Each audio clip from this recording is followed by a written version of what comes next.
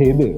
So you got started with HubSpot and now you have a lot of data inside your HubSpot account. A lot of people have filled up your forms and now you're thinking about how do I get this data out. So today we will teach you how you can export your form submission data.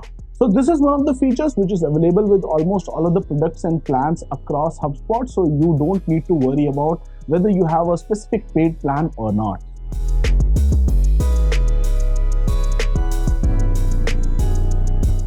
Now, in order to export form submissions, don't click on the edit button, click on the form name. So like if you click on the edit button, what you would see are the form properties, like the values for different things. So in case if you click on the edit button, which you can see right now, so if I clicked on the edit button, you will see the form properties, but you want to click on the form name. So once you click on the form name, now you would be able to see all of the submissions once you click on the submissions tab, and then you have an option to export the submissions on the top right. There's the button, click on that. You'd get an option to choose a file format of your liking and then send it to your email address. Click on export and your job will be done.